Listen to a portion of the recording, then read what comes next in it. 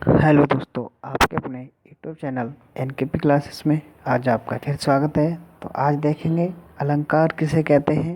तो आंसर देखेंगे, काव्य की शोभा बढ़ाने वाले शब्दों को अलंकार कहते हैं। इसके मुख्य दो भाग होते हैं। नंबर 1 शब्द अलंकार, नंबर 2 अर्थ अलंकार। क्वेश्चन देखेंगे, शब्द अलंकार किसे कहते हैं। तो आंसर हो जाएगा, जहाँ काव्य में शब्द के द्वारा चमत्कार उत्पन्न होता है वहाँ शब्द अलंकार होता है। जैसे अनुप्रास अलंकार, यमक अलंकार, श्लेष अलंकार। यानी शब्द के द्वारा जब हम शब्द बोलें या लिखें तो उसके द्वारा वहाँ पर क्या हो, चमत्कार उत्पन्न हो। नेक्स्ट क्वेश्चन है, अनुप्रास अलंकार किसे कहते हैं। तो इसका आंसर हो जाएगा, जहाँ काव्य में एक अक्षर की आवृत्ति बार बार होती है वहाँ अनुप्रास अलंकार होता है। उदाहरण देखेंगे इसका, रघुपति राघव राजा राम, पतित पावन सीताराम। कहने का मतलब स्पष्टीकरण देखेंगे, यहाँ उदाहरण में रा अक्षर की आवृत्ति बार बार हुई है, अतः यहाँ अनुप्रास अलंकार है। जैसे देख रहे होंगे उदाहरण में हम, रघुपति राघव राजा राम, यानी सभी शब्दों के अक्षर, पहला अक्षर रा से स्टार्ट है।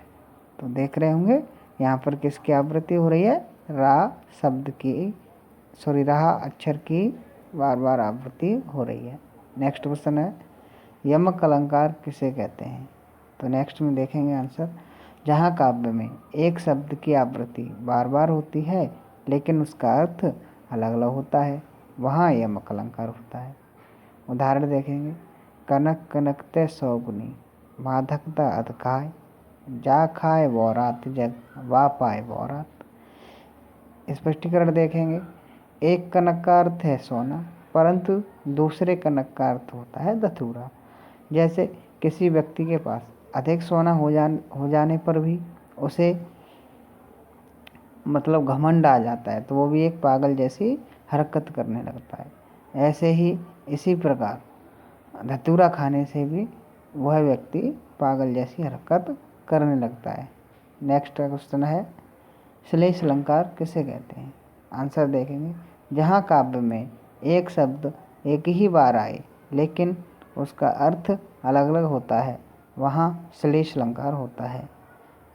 उदाहरण देखेंगे, रहमन पानी राखिए, बिन पानी सब सून, पानी गए न उबरे मोती, मानस चून। स्पष्टीकरण देखेंगे, चमक मोती के लिए, प्रतिष्ठा जल के लिए और प्रतिष्ठा मनुष्य के लिए और जल आटे के लिए। यानी जब बारिश पड़ती है तो अरबी के पेड़ पर देखते होंगे पत्ते पर, तो मोती की तरह पानी की बूंदें चमकने लगती हैं, तो उसके लिए चमक का काम कर रही है। प्रतिष्ठा मनुष्य के लिए जीवन देता है। नेक्स्ट क्वेश्चन है, अर्थ अलंकार किसे कहते हैं। अब यहाँ पर देख रहे होंगे ये दूसरा भाग है अर्थ अलंकार। तो जहाँ काव्य में अर्थ के द्वारा चमत्कार उत्पन्न होता है वहाँ अर्थालंकार होता है। जैसे उपमा अलंकार, रूपक अलंकार, उत्प्रेक्षा अलंकार। ये भी इसके 3 भाग होते हैं।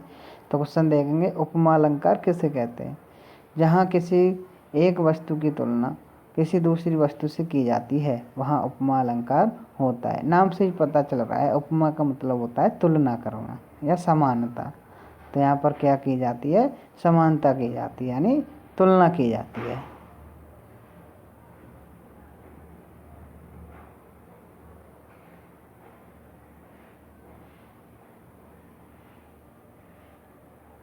नेक्स्ट क्वेश्चन देखेंगे, सियमुख चंद्र समान।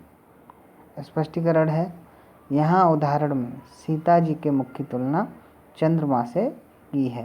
यानी सीता जी की मुख की तुलना यानी चंद्रमा से की है, यहाँ पर तुलना की गई है।